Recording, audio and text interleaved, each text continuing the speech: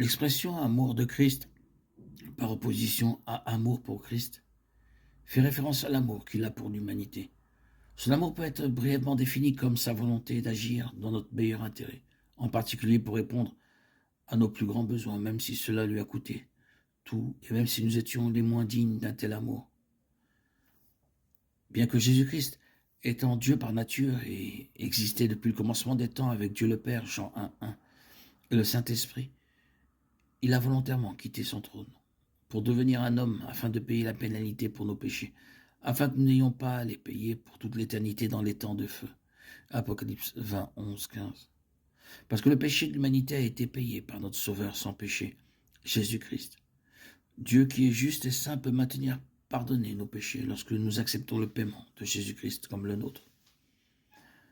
Ainsi, l'amour du Christ se manifeste dans le fait qu'il a quitté sa maison au ciel, où il a été adoré et honoré comme il le méritait, pour venir sur terre en tant qu'homme, où il serait moqué, trahi, battu et crucifié sur une croix pour payer la pénalité de nos péchés. Ressuscitant entre les morts le troisième jour, il considérait que notre besoin d'un sauveur pour nous libérer de nos péchés et de leur châtiment était plus important que son propre réconfort et sa propre vie. Philippiens 2, 3, 8. Parfois, les gens peuvent donner volontairement leur vie pour ce qu'ils jugent digne, un ami, un parent, d'autres bonnes personnes. Mais l'amour du Christ va au-delà de cela. L'amour du Christ s'étend à ceux qui en sont les moins dignes.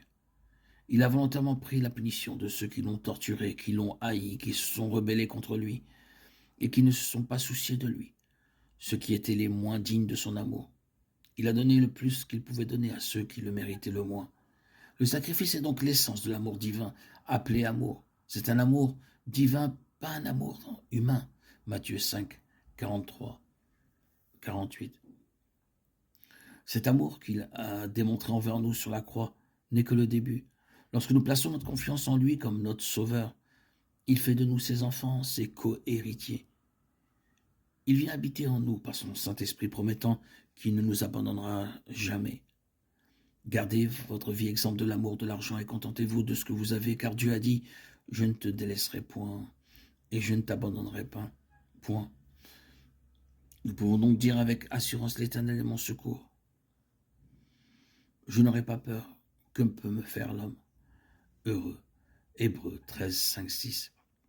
Ainsi, nous avons un compagnon aimant pour la vie. Et peu importe ce que nous traversons, il est là et son amour est toujours disponible pour nous. Romains 8, 35. Qui nous séparera de l'amour de Christ? Sera-ce la tribulation ou l'angoisse ou la persécution ou la faim ou la nudité ou le péril ou l'épée? Mais comme il règne à juste titre comme un roi bienveillant au ciel, nous devons lui donner la position qu'il mérite dans nos vies, également, celle de maître et non pas simplement de compagnon. C'est seulement alors que nous expérimenterons la vie telle qu'il l'a voulu et que nous vivrons dans la plénitude de son amour.